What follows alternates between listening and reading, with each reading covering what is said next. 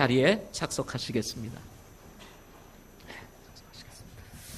오늘 말씀은 거룩한 결단이라는 주제로 말씀을 전하도록 이렇게 하겠습니다. 거룩한 결단. 1965년도 우리나라의 개인 생산 소득은 106달러였다고 합니다. IMF 발표에 의하면 53년이 지난 올해의 개인 국내 생산 소득은 32,774달러로 약 309배나 증가를 했다고 합니다. 베트남은 개인 국내 생산 소득이 2,545달러, 태국은 6,992달러, 필리핀은 3,095달러에 비하면 한국은 아시아에서 일본과 싱가포르 그리고 홍콩 다음으로 개인 소득이 가장 높은 나라라고 합니다. 이제 한국 사람들의 삶을 이렇게 한번 들여다보면 자동차는 필수가 되었고 이제는 한 대를 넘어서 두 세대를 가지고 있는 집들이 보통일 정도로 자동차 수가 많아졌습니다. 집에는 LCD 또는 LED 대형 TV가 걸려 있고 대형 냉장고와 김치 냉장고, 이제 드럼 세탁기에 이르기까지 집에는 없는 가전제품이 없을 정도입니다. 이렇게 풍요로운 시대에 살고 있음에도 불구하고 우리 학생들과 청년들은 매우 고단한 삶을 살고 있다고 할 수가 있습니다. 우리 학생들은 대학이라고 하는 그야말로 참 무거운 짐을 지고 살아가고 있습니다. 대학이 마치 성공의 지름길인 양 대학이 정말 우리 학생들을 짓누르고 있습니다. 또 때마다 바뀌는 대학 입시 제도에 의해서 또 이 학생들은 어디로 가야 할지 갈 바를 알지 못한 채 공부를 해야 하는 이런 참 어려운 상황에 직면해 있는 것이 사실입니다. 또 2020년 정도가 되면 대학 입시 제도가 바뀐다고 합니다. 그러면 또 우리 학생들이 고달픈 또 이제 정말 이 춤추는 입시에 2020년인가요? 2022년인가요? 하여튼 바뀌어간다고 합니다. 이 춤추는 대학 입시 제도에 의해서 참 이 학생들이 어디로 가야 할지 모르는 이런 상황에 또 직면해 있는 것입니다. 그런가 하면 우리 청년들은 취업 절벽에 지금 부딪혀 있다고 할 수가 있습니다. 현재 한국 상황은 16년 만에 장기 실업률이 최고조에 이르고 있다고 합니다. 최저임금제로 고용에 문제가 생김으로 인해서 실업률은 확장되어져 있고 아르바이트 자리도 구하기가 쉽지 않다고 합니다. 그야말로 경제가 나빠지고 있다는 소식만 들려오는 이러한 실정인 것입니다. 여기에 사회는 반기독교적인 방향으로 흘러가고 있습니다. 예수님을 믿는다 또는 교회를 다닌다라고 하는 이 말조차 하기 두려운 이런 세상으로 변해가고 있습니다. 살기가 어렵기 때문에 대부분의 싱글 청년들은 결혼을 하지 않고 살겠다라고 이렇게 말하는 젊은이들이 늘어나고 있다고 합니다. 뿐만 아니라 결혼을 하더라도 아이를 낳지 않고 살아라라고 이렇게 살겠다고 이렇게 생각하는 청년들이 있는가 하면 낳는다 할지라도 하나만 낳아, 둘 이상은 낳지 마라 이렇게 이야기들을 한다고 합니다. 문제는 이런 사회적인 현상이 쓰나미처럼 교회 안으로 밀려오면서 교회 안에 있는 젊은이들에게도 이런 현상이 나타나고 있다고 합니다. 이렇게 학생과 청년들의 삶을 위협하는 시대에 예수님을 믿는 우리 학생 청년들 어떻게 살아가야 할까요? 예수 믿고 사는 것은 더 힘든 이 세상입니다. 이런 세상 가운데 우리 학생 청년들은 어떻게 살아가야 하느냐 하는 것입니다. 저는 오늘 다니엘을 통해서 몇 가지 여러분에게 말씀드리고자 합니다. 첫째는 어떤 일이 있어도 하나님의 권위를 세상 위에 두며 살아라 하는 것입니다. 어떤 일이 있어도 하나님의 권위를 세상 위에 두고 살아라 하는 것입니다. 오늘 말씀은 유대의 제18대 왕인 여호야김 통치 3년인 BC 605년에 바벨론의 느부갓네살이 유다를 침공하여 점령한 후 수많은 사람들을 바벨론으로 끌고 간 사건을 배경으로 하고 있는 말씀입니다. 느부갓네살 왕은 아수르 제국을 무너뜨리고 신바벨론 왕국을 건국한 나보폴라샬이라고 하는 왕의 장남으로서 BC 605년에 왕에 올라서 실질적으로 바벨론 제국의 기틀을 마련한 그야말로 정치적으로 아주 뛰어난 왕입니다. 당시 바벨론 제국은 다양한 신들을 섬기고 있었는데 첫 번째 서열의 신이 벨이라고 하는 신이고 또 두 번째 서열의 신이 느보라고 하는 신, 그 외에도 아주 다양한 신들이 있었다고 합니다. 느부갓네살이라고 하는 이름의 뜻은 느보가 왕권을 보호한다, 느보가 왕권을 보호한다라고 하는 뜻을 가지고 있는데요. 여기서 느부라고 하는 이 단어는 느부갓네살 할 때 이 느부는 바로 서열 제2의 민족 신인 느보라고 하는 신의 이름을 땄다고 이렇게 말을 한다고 합니다. 따라서 이 느부갓네살이라고 하는 것은 느보라는 신이 왕권을 보호한다라고 하는 이름의 뜻인 것입니다. 이렇듯 자신의 민족신을 섬기고 있었던 느부갓네살이 유다를 침공하여 숨이 막힐 정도로 강하게 속박함으로 인해서 결국 유다가 멸망하게 되고 그리고 많은 유대인들이 바벨론으로 끌려가게 되었던 것입니다. 이때 느부갓네살은 유다 통치를 위한 수단과 방법 내지는 자신의 통치 수단으로 쓰기 위해서 흠이 없고 아주 잘생겼을 뿐만 아니라 지혜에 능숙하며 지식을 두루 갖추고 과학을 이해하여 왕의 궁궐에 설 만한 능력을 갖춘 아이들, 오늘로 말하면 영재들을 잡아다가 갈대아 사람들의 학문과 말을 가르쳐 완전히 갈대아 사람으로 만들어서 자신의 통치 수단을 위해서 쓰려고 영재들을 끌고 가게 되는 것입니다. 이때 끌려간 사람 중에 한 사람이 우리가 잘 알고 있는 다니엘인 것입니다. 다니엘. 그뿐만 아니라 놀랍게도 다니엘의 세 친구라고 할 수 있는 사드락, 메삭, 아벳느고, 이 아벳느고도 역시 이때에 바벨론으로 끌려가게 된 것입니다. 당시 느부갓네살은 엄청난 힘과 권력을 이용하여서 근동 지역, 중동이죠. 근동 지역을 정복하고 그리고 오늘로 말하면 글로벌 정책을 펴서 인재를 등용함으로 자신의 통치를 안정화시키려고 하는 그야말로 아주 정치적으로 뛰어난 왕이었다고 할 수가 있습니다. 이렇게 자신의 이름에까지 우상을 집어넣어서 새겨 넣을 정도로 철저하게 반기독교적인 정서를 가지고 있었던 이 느부갓네살 왕이 유다의 아이들을 끌어다가 학문을 가르치고 그리고 이름까지 바꾸며 속까지 갈대아 사람으로 만들려고 하는 이런 정책을 피고 있었다는 것입니다. 이런 느부갓네살의 계획은 유대인들이 가지고 있었던 신앙의 정체성을 완전히 빼앗아 버리고 그리고 바벨론식 문화를 완전히 동화시킴으로써 유대적인 모든 것들을 제거하고 그야말로 이 느부갓네살에 충성하며 갈대아 그야말로 바벨론에 충성할 수 있는 사람으로 만들려고 하는 이런 프로젝트를 진행하게 된 것입니다.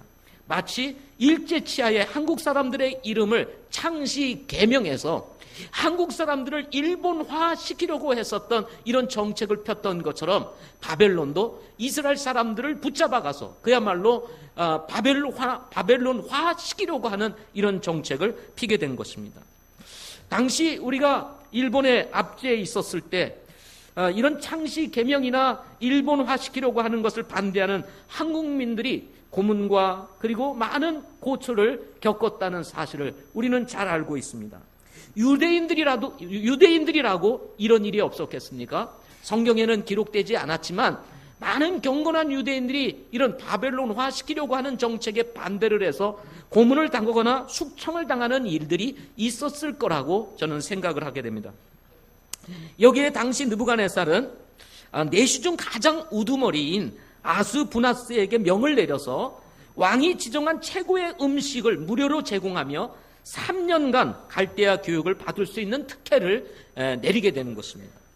그러나 문제는 왕이 내리는 음식 중에는 율법상 부정한 음식에 해당하는 것들이 있었기 때문에 왕의 권위에 순종할 것인가 아니면 하나님의 권위에 순종할 것인가를 두고 당시에 바벨론으로 잡혀갔던 이 영재 아이들, 그야말로 경건한 아이들이 결정을 해야 하는 선택의 기로에 놓이게 되었다는 것입니다.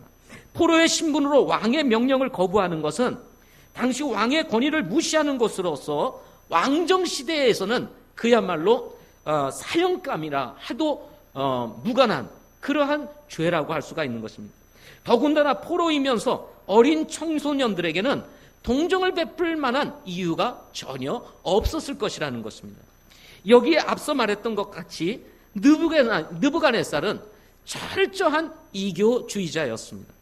잡아온 아이들의 이름을 계명한 데서도 그 이유를 찾아볼 수가 있습니다. 자신의 이름을 느보라고 하는 신의 이름을 넣어서 자신의 왕권을 지키고 보호해 줄 거라고 이렇게 이름을 지었을 정도로 이교적인 사상을 가지고 있었던 이런 왕이었습니다.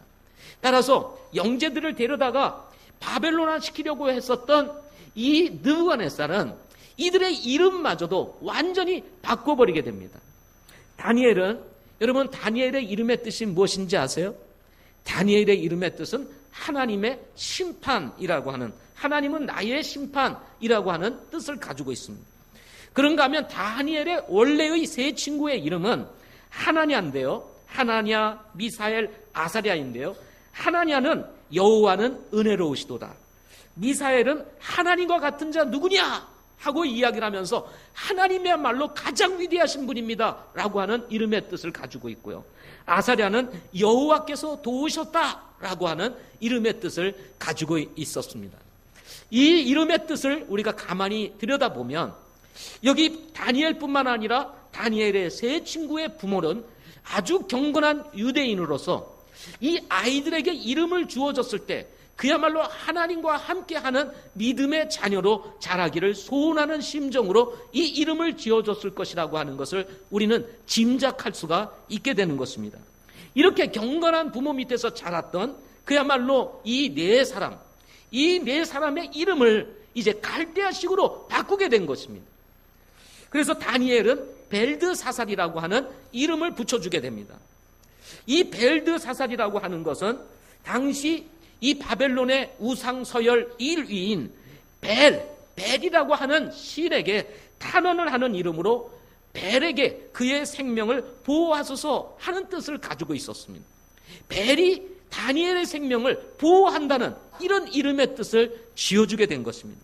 여기에 하나냐는 사드락으로 달의 신 아쿠의 명령이라고 하는 이름을 지어주게 되었고요, 미사엘은 메삭이라고 하는 이름을 지어줬는데요, 아쿠와 같은 자 누구냐라고 하는 이름에 뜬 것입니다.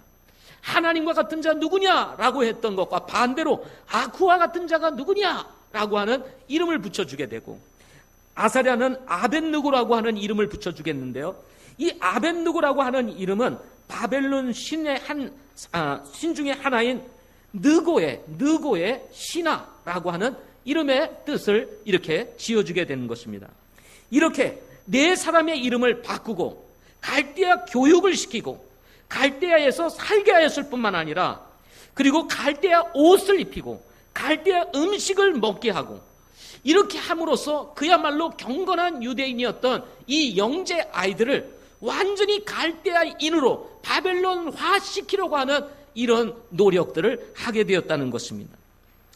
여러분, 이런 상황 속에서 이 네 사람이 자신의 신앙과 믿음을 지키며 유대의 문화와 전통을 지켜나간다는 것은 거의 불가능한 상황이라고 볼 수가 있는 것입니다. 저는 마치 우리가 살고 있는 이 세상이 바벨론으로 끌려갔던 이 네 사람과 같다는 생각이 들게 되었습니다.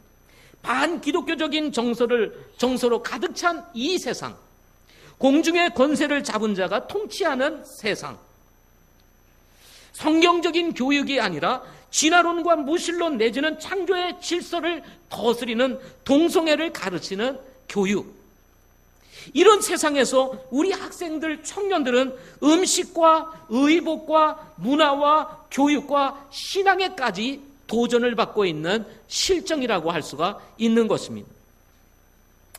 하루는 우리 중학교 학생들하고 큐티를 하고 있었습니다.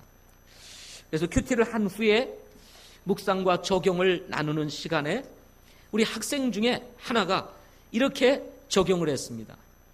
스스로 한 것입니다. 누구도 시키지 아니하고 본인이 묵상을 하고 적용을 하면서 자신의 핸드폰에 있는 모든 게임을 지우겠다 하고 적용을 했습니다. 요즘 시대에 게임을 떠나서 사는 아이들이 얼마나 되겠습니까?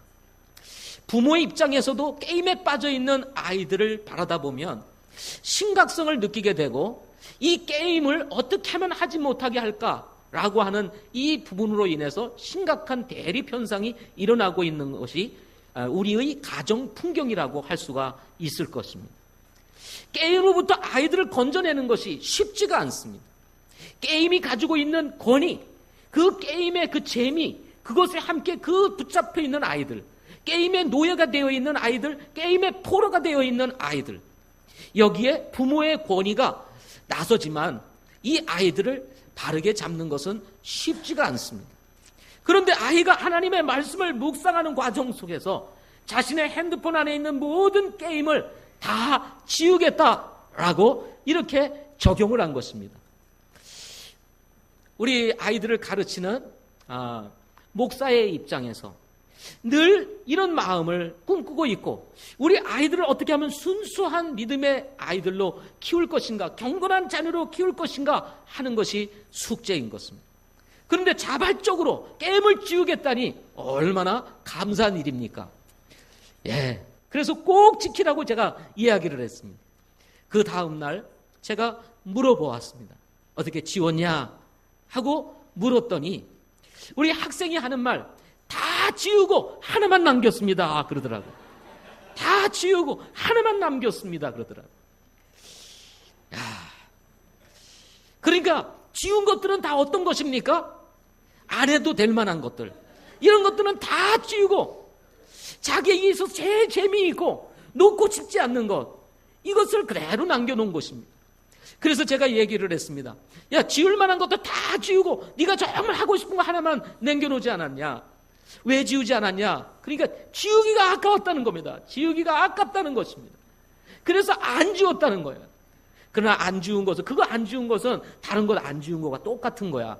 이왕이면 지울 거 다 지웠으면 좋겠다. 그랬더니 별로 기뻐하지를 않더라고요. 별로 기뻐하지 않더라고요. 그래서 제가 이전에 큐티를 하면서 적용을 했던 학생 중에 똑같이 동일하게 자신의 핸드폰에 있는 게임을 다 지우겠다고 이렇게 적용을 한 학생이 있었습니다. 근데 그것을 지웠는지 안 지웠는지 제가 확인을 해본 적이 없었어요. 그래서 물어봤습니다. 지난번에 게임을 지우겠다고 했는데 지웠냐? 물어봤더니 자기는 싹 지웠다는 거예요. 싹 지웠대요. 그래서 지금까지 자기는 게임을 하지 않습니다 하고 이야기를 하더라고요. 그러더니 제가 다른 얘기하고 있는데 하나만 남겨놨던 친구가 말하기를, 목사님 제가 다 지울 수 있을 것 같아요 그러더라고요. 그것도 지울 수 있을 것 같아요 이렇게 대답을 하더라고요. 우리의 학생들은, 아니 우리 청년들은, 아니 청년의 마음을 가지고 살아가고 있는 오늘의 성도들도 여전히 이 세상을 살아가면서 다양한 권위에 도전을 받고 살아가고 있습니다.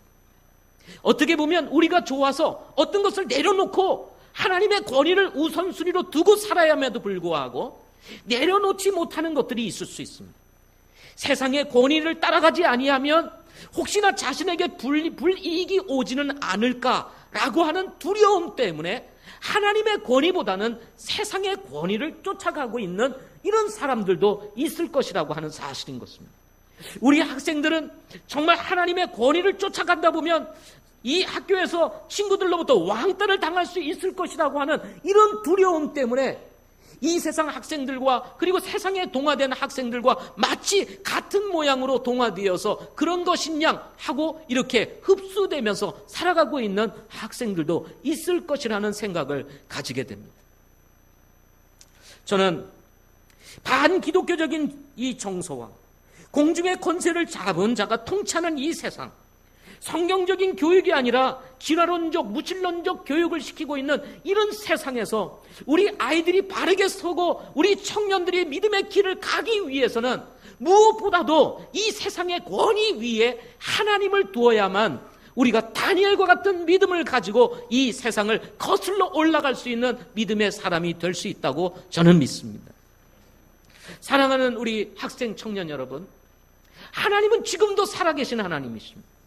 다니엘과 함께 하셨던 그 하나님께서 다니엘을 위대하게 세우시고 다니엘의 명예를 높여주시고 다니엘로 하여금 바벨론에서도 가장 뛰어난 사람이 되게 하신 데에는 바로 하나님의 권위를 세상의 권위 위에 두어서 그런 믿음을 가지고 있었기 때문에 가능했다는 사실을 우리는 기억해야 합니다. 물론 우리는 이 세상에서 지혜로운 자가 되어야 합니다. 물론 우리는 이 세상에서 정말 뛰어난 사람이 되어야 합니다. 물론 우리는 이 세상에서 재능을 가지고 그런가 하면 실력을 갖춘 사람이 되어야 하는 것은 사실입니다. 그렇지만 그것이 하나님 위에 있을 수는 없다는 사실을 우리는 기억해야 합니다. 아무리 우리가 성공을 꿈꾸고 아무리 우리가 잘 나가기를 원하지만 하나님의 도우심과 하나님의 은혜가 없이는 불가능하다는 사실을 기억해야 합니다. 아니 우리가 부자가 되고 세상에서 높은 지위를 가진다 할지라도 바로 그 부와 그 지위 속에 하나님이 존재하지 않으면 그것은 의미가 없다는 사실을 기억해야 하는 것입니다. 우리가 다니엘을 통해서 배우는 것은 바로 이런 것입니다. 세상의 권위보다도 하나님의 권위를 위에 두는 삶을 살아야 한다는 것입니다. 이럴 때 하나님께서 우리 학생들을 축복하시고 하나님께서 우리 젊은이들을 축복하시고 젊은이들의 마음을 가지고 살아가는 우리 성도들을 하나님께서 축복하실 것이라는 것입니다. 그런가 하면 둘째로는 어떤 일이 있어도 자신을 더럽히지 않겠다고 하는 결단이 있어야 한다 하는 것입니다. 여러분 생각과 실천은 늘 다르게 반응하는 경우가 많습니다. 성경 읽기와 기도, 여러분 생각은 많이 하지만 생각 속에 머물러 있지 성경 읽기를 기도를 실천으로 옮기는 것은 쉽지 않습니다. 생각은 다 합니다. 그러나 실천을 보면 실천이 없는 경우가 많지 않습니까? 큐티는 더더욱 그렇습니다. 기도해야지요, 성경 읽어야지요, 묵상해야지요, 또 큐티책 가지고 하시면 풍성한 삶, 이 큐티책은 여러분 또 어떻게 됩니까? 적어야지요.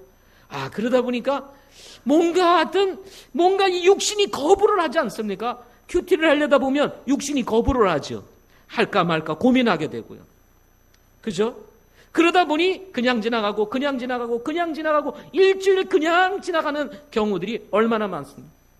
큐티를 해보겠다고 여러분 책은 사지만 생각을 가지고 책은 사지만 큐티 하지 못한 채 빈 공간을 그대로 둔 채 책꽂이에 이렇게 꽂히는 경우들 많이 있으시죠?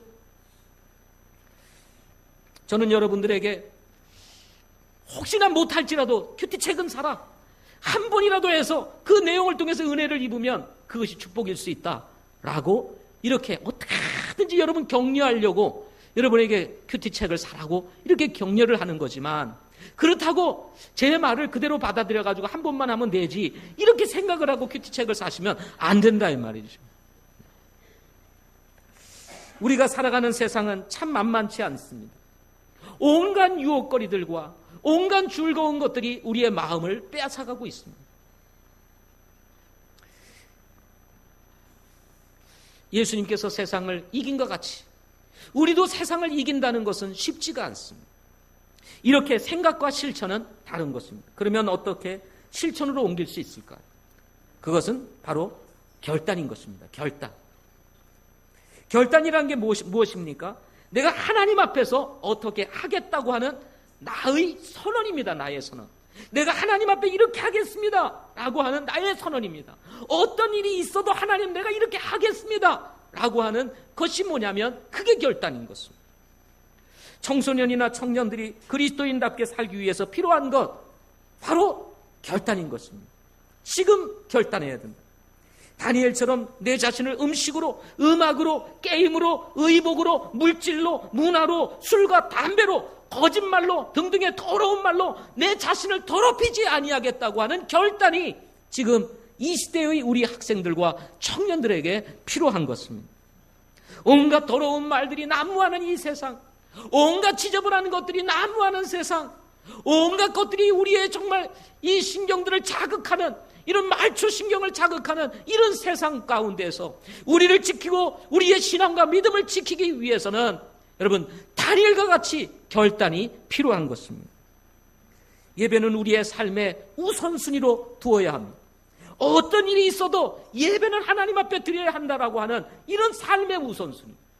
할 수 있으면 하고 그렇지 않으면 안 하는 것이 아니라 내 평생에 예배말로 내가 빠질 수 없는 하나님과의 나와의 약속입니다 라고 말할 수 있는 이런 선언을 우리는 해야 하는 것입니다. 물론 결단을 했다가도 무너지는 경우가 있는 것도 사실입니다. 그러나 정말 마음으로 정한 결단이 되면 무너졌다가도 다시 회복할 수 있는 것이 바로 여러분 결단인 것입니다. 우리가 어떤 기준을 가지고 또 내 중심에 무엇을 우선순위에 두느냐에 따라서 비록 무너졌다 할지라도 쉽게 회복될 수 있다는 사실인 것입니다. 그러나 아예 결정하지 아니하면 이래도 되고 저래도 되고 그냥 아무 생각 없이 지내다 보면 주님과 전혀 상관없는 인생을 살아가기가 매우 쉽다는 것입니다. 결단에는 대가를 지불해야 된다고 하는 의지도 들어있다는 사실을 알아야 합니다. 힘들어도 하겠다, 피곤해도 하겠다, 내가 손해를 본다도 하겠다, 욕을 먹어도 하겠다라고 하는 이런 결단이 우리에게 필요한 것입니다. 예수님께서 십자가에 돌아가기 직전 겟세마네 동산에서 하나님 아버지 앞에 나가 간절히 기도를 합니다. 그야말로 땀이 피와 같은 모양으로 떨어질 정도로 심각하게 기도하면서 마지막 우리 주님께서 이렇게 말씀하십니다. 내 뜻대로 마옵시고 아버지의 뜻대로 하옵소서. 예수님께서 십자가에 달려 돌아가실 수 있었던 이유, 그분이 우리의 모든 죄를 대속하시고 우리를 위하여 피 흘려 돌아가실 수 있었던 그 배경에는 바로 겟세마네 동산에서의 그 고민스러운 기도 속에서 온 인류를 위하여 아버지의 뜻을 쫓아 내가 그 잔을 마시겠다라고 하는 이런 결단이 있었기 때문에 가능했다는 사실인 것입니다. 하나님께서 이스라엘 백성들이 바벨론으로 포로로 잡혀가고 자신의 죄악을 깨닫지 못하고 그야말로 왜 고난을 당하는지도 알지 못한 채 그야말로 어렵고 힘든 인생을 살아가고 있을 때 하나님께서 이렇게 말씀하십니다. 누가 나를 위하여 갈고, 누가 나를 위하여 갈고. 그때 대언자 이사야가 하나님 앞에 이렇게 대답을 합니다. 내가 여기 있나이다. 내가 여기 있나이다. 나를 보내소서.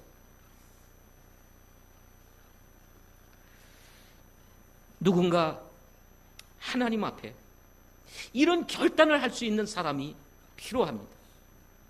이 시대에도 지금 누군가 주님 내가 여기 있습니다. 나를 보내소서. 죄의 포로가 돼서 살아가는 저 수많은 영혼들, 자기가 어디로 가는지도 알지 못한 채 가고 있는 저 죽어가는 수많은 영혼들, 먹고 사는 것이 전부인 양 살아가고 있는 저 지옥을 향해서 가고 있다는 사실도 알지 못한 채 살아가고 있는 저 수많은 영혼들, 무지한 영혼들, 영적으로 잠자고 있는 저 영혼들을 깨울 수 있는 사람이 누구냐라고 주님이 말씀하실 때 주님 내가 여기 있나이다. 나를 보내소서. 내가 가겠나이다 라고 결단할 수 있는 바로 대언자 이사야와 같은 사람들이 이 시대에도 필요한 것입니다. 주저하는 사람들이 많습니다. 가다가 힘들면 어떡할까? 이 주님의 일을 하는 것 힘든데. 여러분, 그러나 한 영혼을 구원하고 한 영혼이 예수님을 만나 인생이 바뀌는 것만큼 값지고 귀한 일이 어디에 있겠습니까? 예수님께서 제자들에게 말씀을 하셨습니다. 나를 따라오너라. 내가 너희로 사람을 낚는 어부가 되게 하리라. 베드로에게 말씀하셨어요. 고기 그물을 쥐고 있었습니다. 바닷가에서. 배를 옆에다 두고 고기를 잡기 위해서 이제 그물을 깃고 있는 제자에게 말하기를 나를 따라오너라. 내가 너희로 사람을 낚는 어부가 되게 하리라. 상식적으로 이해가 되지 않는 일이었습니다. 그러나 예수님의 음성을 들었던 이 베드로는 자신이 가지고 있었던 모든 삶의 경험과 지금까지 살아왔던 삶의 방향을 다 내려놓은 채 예수님의 말씀을 따라 배와 그물과 가족들을 버려둔 채 주님을 따라가는 것을 보게 됩니다. 베드로가 사람을 낚는 위대한 어부로 그 일생을 마칠 수 있었던 배경에는 바로 주님의 부르심에 내가 따라가겠습니다라고 하는 이런 결단이 그에게 있었기 때문에 가능했다는 것입니다. 지금 이 시대에는 우리 청년들, 학생들 권위의 도전을 받고 살아가고 있습니다. 수많은 권위가 여론의 삶에 다가오고 있고 우리가 믿음 생활을 할 수 있는데 방해거리가 되고 있는 것이 여러분 있다는 사실들을 우리는 부인할 수 없을 것입니다. 우리 학생들의 영적인 삶을 병들게 알고 우리의 삶을 빼앗아가고 우리의 시간을 빼앗아가고 우리 청년들의 마음을 빼앗아가고 있는 세상의 수많은 오만 가지 것들이 가득 찬 이 세상 가운데서 우리가 어떻게 믿음을 지키고 어떻게 신앙을 지키며 우리가 어떻게 하나님을 예비하며 하나님의 살아계심을 증거하며 살아갈 수 있겠습니까? 그것은 바로 하나님 앞에서 다니엘과 같이 결코 내 자신을 더럽히지 아니하겠다고 하는 이 결단이 바로 필요한 것입니다. 고린도후서 6장 17절부터 18절 말씀해 보면 주가 말하노라 그러므로 너희는 그들 가운데서 나와 분리하고 부정한 것을 만지지 말라. 그리하면 내가 너희를 받아들여 너희에게 아버지가 되고 너희는 내 아들 딸들이 되리라. 주 곧 전능자가 말하노라 하고 말씀하고 있습니다.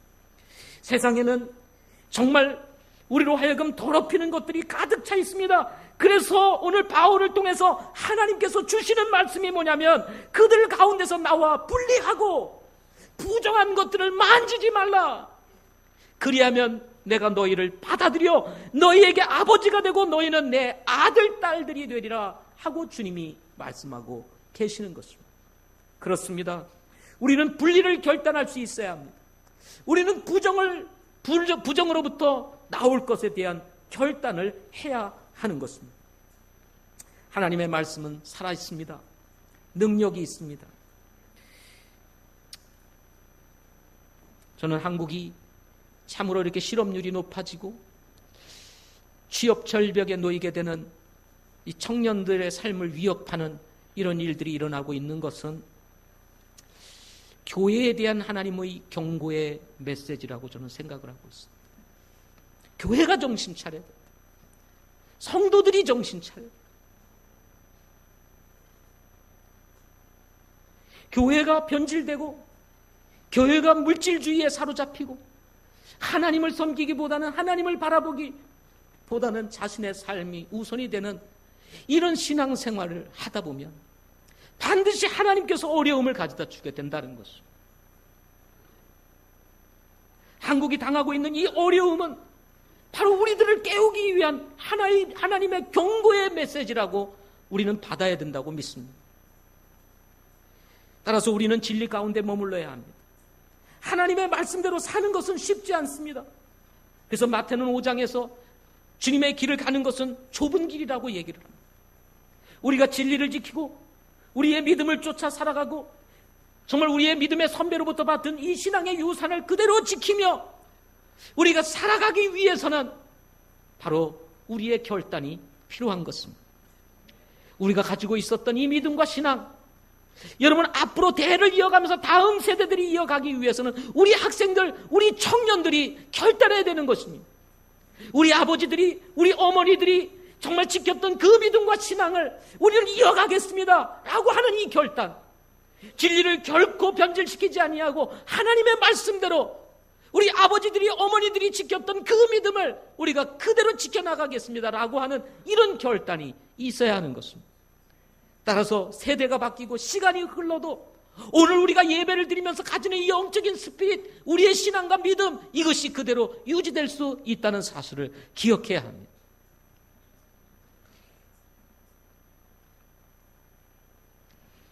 다니엘의 행동은 그야말로 그런 믿음에서 나오는 행동이었던 것입니다. 마지막 세 번째로 어떤 일이 있어도 결단을 했으면 실천해야 한다는 것입니다. 다니엘은 자신을 더럽히지 않겠다고 마음속으로 작정한 후에 그저 작정한 것으로 가만히 있지 않았습니다. 자신을 더럽히지 않기 위해서 내시들의 통치자인 아스부나스를 찾아가 요청을 하게 되었습니다. 내가 이 진미를 먹을 수 없다. 그러나 나를 한번 좀 테스트해봐라. 테스트한 이후에 내 몰골이 엉망이면 내 그때 먹겠다. 그렇지 않으면 나에게 은혜를 베풀어 달라고 요청을 합니다. 여기 요청하니라고 하는 이 단어는 간절한 마음으로 탄원한다는 의미를 지니고 있습니다. 더군다나 그 요청이 유대적인 신앙에 근거를 두고 있다고 하는 것은 왕에 대한 반역으로도 볼 수 있고 또 왕의 그 항명에 거절하는 것이 될 수 있기 때문에 그야말로 다니엘의 삶에 아주 심각한 위기로 다가올 수가 있는 것이었습니다. 그러나 다니엘은 그런 것들을 다 알고 있음에도 불구하고 자신의 삶에 위기가 찾아올 수도 있고 아니 다니엘의 생명마저도 잃어버릴 수 있다라고 하는 사실을 알고 있었음에도 불구하고 그는 결단한 곳으로 머물지 아니하고 내시들의 통치자인 아스부나스에게 찾아가 내가 진미를 먹을 수 없으니 나를 한번 테스트해보고 내게 은혜를 베풀어 달라고 간청을 하게 되는 것입니다. 다니엘의 이런 행동은 바벨론 상황에서는 상식적이지 않은 행동이었습니다. 다니엘과 같이 잡혀갔던 영재들이 많이 있었지만 아무도 이 왕의 명령에 대하여 거부하면서 자신의 믿음을 지키겠다고 아스부나스를 찾아가는 사람은 아무도 없었습니다. 오직 다니엘만이 아스부나스를 찾아가 나에게 은혜를 베풀어 달라고 내가 이 진미를 먹을 수 없으니 나를 한번 테스트해보고 내게 은혜를 베풀어 달라고 이렇게 요청을 하게 되는 것입니다.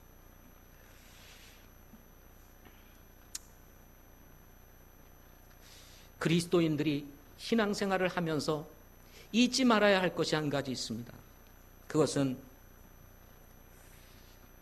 다니엘의 행동이 마치 바벨론 상황에서 상식적이지 않은 것처럼 여겨지는, 다른 말로 어리석은 행동처럼 보이지만 여러분, 상식 안에 머물러 있으면 하나님을 경험할 수 없다는 것입니다. 우리는 늘 상식선에서 신앙생활을 하려고 합니다.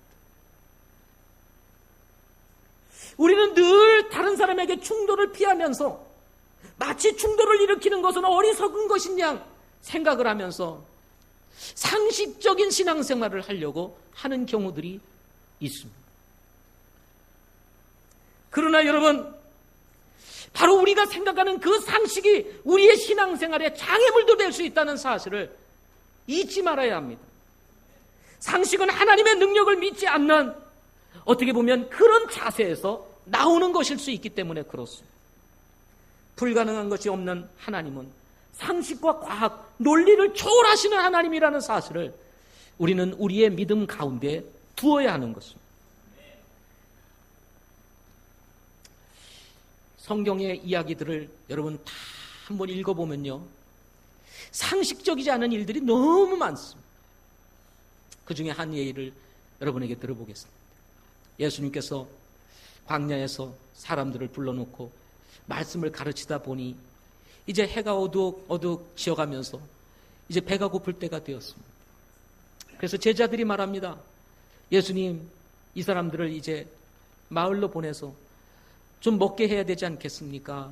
그랬더니 예수님이 말씀하시기를, 야, 그러지 말고 너희들 중에 가지고 있는 것이 무엇이냐? 그랬더니 물고기 2마리와 보리떡 5개를 찾아서 가져오게 됩니다.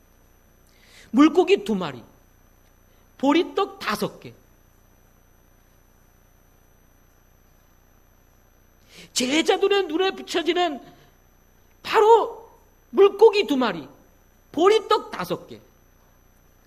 제자들에는 항상 물고기 2마리와 보리떡 5개밖에 보이지 않는다는 것입니다. 그러나 예수님의 눈에는요, 이 물고기 2마리와 보리떡 5개로 5,000명을 먹이고도 남길 수 있는 놀라운 물고기요, 놀라운 빵이라는 사실을 우리 주님은 보고 있었다는 것. 우리의 상식은 항상 물고기 2마리와 보리떡 5개에 머물러 있어요. 하나님은 존재하신 하나님이고 인간의 상식을 초월해서 역사하시는 하나님이라는 사실은 지식에만 있지, 이것이 우리의 신앙과 우리 가슴으로까지 내려오지 않습니다. 우리가 신앙생활을 한다고 하면서 하나님을 믿는다고 하면서 우리의 눈에는 항상 보리떡 5개, 물고기 2마리 이 상식에 항상 머물러 있는 거예요. 한 사람의 식사거리 더 이상도 더 이하도 아닌 것. 그러나 여러분, 이 말씀을 통해서 우리에게 주는 교훈은 무엇입니까? 물고기 2마리와 보리떡 5개가 5,000명을 먹이고도 남길 수 있는 분이시라는 사실을 우리에게 말씀하고 계시는 거 아니겠습니까? 아스부나스는 메시의 수장으로 어느 정도의 고난을 가지고 있었습니다. 자기 선에서 해결할 수 있는 그런 고난들이 있었던 것입니다. 따라서 다니엘의 이런 용기 있는 믿음의 행동은 보이지 아니하시는 하나님께서 메시에게 개입하심으로 은혜로 인도하시게 되는 것을 보게 됩니다. 여러분 9절 말씀을 다시 한번 읽도록 하겠습니다. 9절 같이 읽겠습니다. 시작. 이제 하나님께서 다니엘을 인도하사 내시들의 통치자들에게 호의와 친절한 사랑을 받게 하시니라. 이 9절 말씀의 가장 중요한 핵심 단어는 무엇입니까? 친절한 사랑입니까? 호의를 받았다는 말입니까? 내시들의 통치자들을 말하는 것입니까? 아닙니다. 여기서 가장 중요한 핵심 단어는 하나님이십니다. 하나님께서 그렇게 하셨다는 거예요. 하나님께서 내시의 마음을 움직여서 다니엘에게 호의와 친절한 사랑을 베풀도록 이끄셨다는 것입니다. 보이지 아니하시는 하나님의 역사가 놀라운 은혜로 인도되어지는 것을 보게 되는 것입니다. 그렇습니다. 여러분, 살아계신 하나님이 지금도 역사하시는 거예요. 우리가 믿음의 행동을 하고 우리가 정말 거룩한 결단을 통해서 하나님 앞에서 우리가 정말 상식선을 넘어서 믿음의 길을 선택할 때 하나님께서는 보이지 않게 역사하심으로 우리를 은혜 가운데로 이끄실 수 있다는 사실을 믿으시기를 바랍니다. 성공과 실패는 여러분 우리 손에 있는 것이 아닙니다. 성공과 실패는 세상의 방식에 있는 것이 아닙니다. 성공과 실패는 어떤 지식에 있는 것이 아닙니다. 성공과 실패는 어떤 방법에 있는 것이 아닙니다. 성공과 실패는 하나님의 손에 달려있는 것입니다. 문제는 우리가 자꾸 상식을 쫓아가려고 하는 거예요. 세상의 상식을 쫓아. 저는 오늘 말씀을 통해서 9절 말씀이 여러분의 말씀이 되기를 바랍니다. 9절 말씀이 여러분의 말씀. 우리가 학교 가서, 우리가 정말 또는 직장에 가서, 또 우리의 삶의 현장에 가서 정말 우리가 믿음의 선한 행동들을 할 때 우리 자신을 더럽히지 아니하겠다고 결단을 한 대로 우리가 믿음의 길을 가고 때때로는 지혜롭고 창조적인 제안을 함으로 정말 우리가 믿음의 길을 가려고 할 때 하나님께서 이와 같이 도우실 수 있다는 사실을 믿으시기를 바랍니다. 우리가 믿음의 길을 가면 실패해야지, 직장 못 다니지, 돈을 어떻게 벌어? 아닙니다. 하나님은 그 가운데서도 예수 믿는 사람들을 성공하게 하실 수 있다는 사실인 것입니다.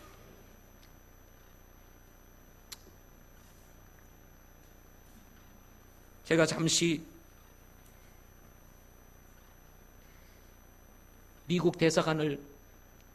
이스라엘 미국 대사관을 예루살렘으로 옮기는 지금 상황 속에서 여러 가지 국제적 논쟁이 많이 있는데요. 미국에서는 미국 대사관을 예루살렘으로 옮기는 것을 두고 유대인들이 모여서 참 기념 행사를 하고 이러는 것들을 보게 되었습니다. 유대인들은 자기들의 유대적 신앙을 어디 가서든지 지키고 유대 교육을 시키고 그리고 율법에 충실하게 살도록 그 아이들을 가르치게 되는 것을 보게 됩니다. 어떻게 보면 세상에서는 전혀 다른 길을 가고 있는 것 같이 보이지만 그들을 보면요, 미국의 경제를 잡고 있고요, 세계의 경제를 잡고 있고 지식과 모든 과학과 모든 분야에서 최고의 사람들로 자리매김을 하고 있는 것을 여러분 잘 알지 않습니까? 여러분, 믿음의 길 가면 뭐 안 된다? 아닙니다. 하나님이 함께 하시면 되는 것입니다. 논리로 이해할 수 없어요. 상식으로 이해할 수 없습니다. 하나님은 살아계시고 지금도 역사하시고 우리를 도우시고 후원하시고 축복하시면요, 안 되는 일도 되게 하시고 막힌 것도 열게 하시고, 여러분, 이런 역사를 하나님 허락해 주시는 것입니다. 우리 학생들에게, 우리 청년들에게 이런 믿음이 있기를 바랍니다. 요즘 학생들, 청년들 야성이 없어요. 헝그리 정신이 없어요. 헝그리 정신이 좀 있어야 된다고 저는. 야성을 지닌 사람들이 돼야 됩니다. 조금 힘들면 그만두고 뭐 이런 게 아니라 고난이 찾아오고 어려움이 찾아와도 하겠다는 것들을 해낼 수 있는 이런 야성, 남들이 가지 않는 길을 통과하면서 무엇인가를 이뤄내겠다고 하는 이런 야성, 이런 헝그리 정신이 우리에게 필요하다고. 믿음에도 마찬가지.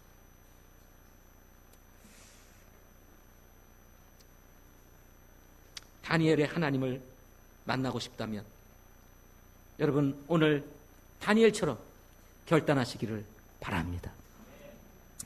중학교 2학년 학생들이 있습니까? 손 들어보세요. 중학교 2학년 학생들. 아멘. 우리 중학교 2학년들 4명밖에 없나요? 5명. 예, 이분들은 정말 위대한 분들입니다. 예, 정말 이분들은 위대한 분들입니다. 왜 그런 줄 아세요? 이분들이 있기에 북한이 못 내려오고 있다고 합니다. 네, 이분들이 북한이 못 내려옵니다. 중학교 2학년 이 시절이 가장 성장하는 시기에 어떻게 보면 담대하고요. 그 담대함은 물론 무지에서 나오죠. 네. 네. 용기 백백하고요. 물론 그 용기도 무지에서 오는 것입니다. 그런데 그 힘은요, 누구도 말릴 수 없다는 겁니다. 부모도 말릴 수 없고 누구도 말릴 수 없는 강력한 힘을 지니고 있습니다. 이런 생각이 들었습니다. 중학교 2학년들이 가지고 있는 그 힘을